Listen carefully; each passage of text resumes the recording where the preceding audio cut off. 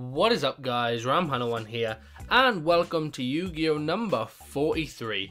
In this episode we are once again on DevPRO and we are covering the War God Archetype.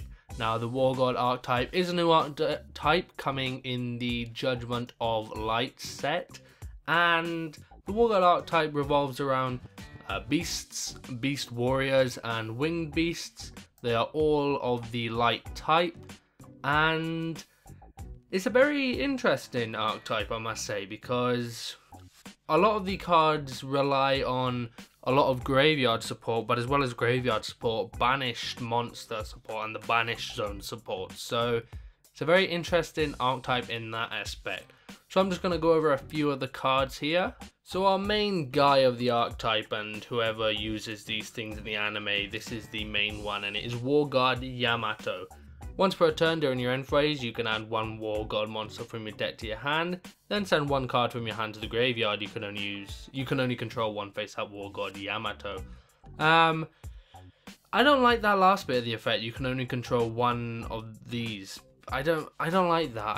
I think it'd be better if you could have more of these things, because this archetype, I'll tell you now, it isn't a fantastic archetype, and I think it would make it that little bit better, just that tiny little bit better, if you were able to have that if you were able to get more than one on the field, because I tried to do it earlier on today when testing these things out, and I came into a pickle when I couldn't do it. So what are you gonna do?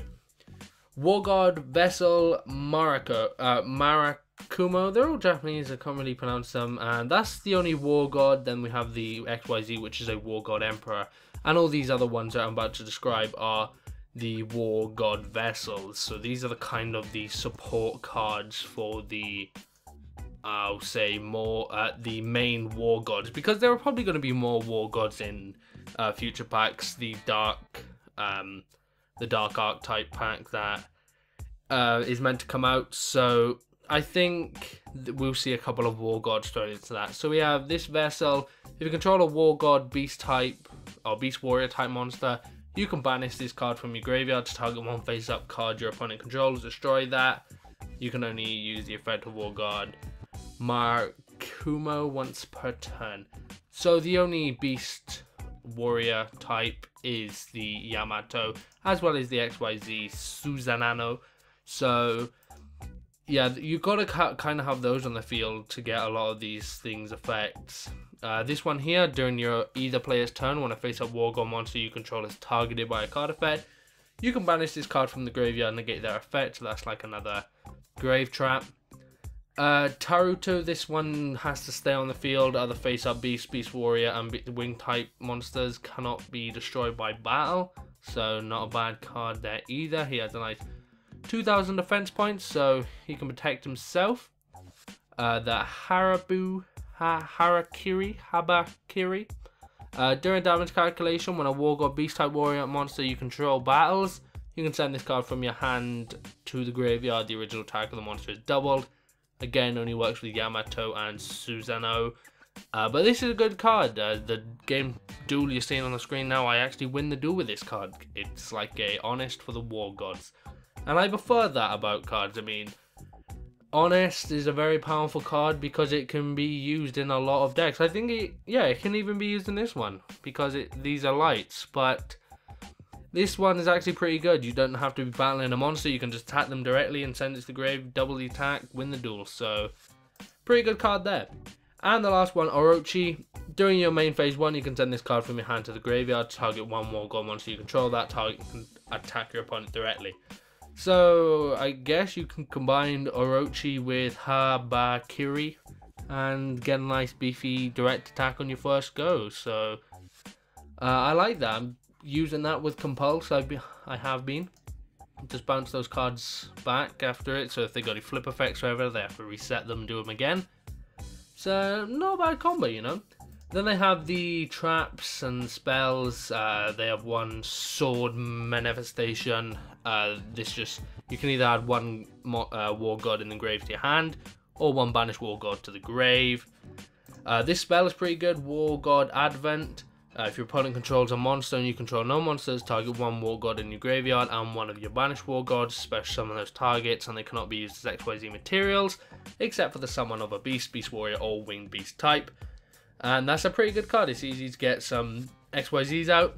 And the XYZ I'm disappointed with again. I mean, the last time we had a good XYZ was, I'll say, Burning Knucklers. And by good XYZ, I mean for their actual archetype, because we get good XYZs now and again, but actual archetype based XYZ monsters. The last good one was Burning Knuckler, and that was the it wasn't the main one, it wasn't the Comet, it was the other one. But this effect is, this card can attack all monsters your opponent controls once each, 2400 attack, not a bad effect. Once per turn you can detach one XYZ material from this card, add one war god from your deck to your hand, or send one war god monster from your deck to the graveyard. This just sets up for those hand and grave traps. You can only control one face up war god Emperor Susanoo. Again, why are we only allowed to control one of these things? The archetype isn't fantastic to begin with. I mean, it's decent, you know. It's not fantastic, it's decent. I don't know why they would limit you to control one face up. I mean, I don't think the archetype would be overpowered if you could do that. I mean, I can think of so many archetypes that if you just limited some of the good monsters and those archetypes to one, then they wouldn't be as popular. For example, mermills, just things like that. If you couldn't control like certain mermills, more than one, then the archetype would be a lot worse. But then they have these archetypes and they're limiting the cards and they're not even that great to begin with. So, confusing me why they do that shit. But they have. Overall rating for the archetype, I don't normally give archetype ratings. So, I don't know, it's not bad, but at the same time it's not good. Like I said, it's decent, it's playable. Would I use this in tournaments and stuff? Would I win a tournament with this deck? Probably not, because like I said, it's nothing fantastic. And again, it's Beast Warriors. What is with us? We've had Fire Fists, Fire Kings. Did we get any with the winged monsters? I don't think we did. But yeah, we've had lots of beasts and Beast Warriors and things like that, and we're just getting more and more. So you can use some of those older cards with these. Sort of, I don't pull out some fire formations if you're trying to use the Beast Warriors more, I don't know, maybe. But yeah, like I said, trying to wrap things up here, the archetype isn't fantastic. I wouldn't recommend it if I'm completely honest. But yeah, I'm going to be covering the Super Defense archetype and the Holy Lightning archetype soon. And yes, so that's it. War Gods, nothing fantastic, I'm sorry. But anyway guys, this is Round Panel 1. If you enjoyed the video, remember to give it a like rating, comment down below, tell me what you think of this archetype, and subscribe for more videos. Like I said, this is Round Panel 1, and I'm out. Peace. Thank you for watching.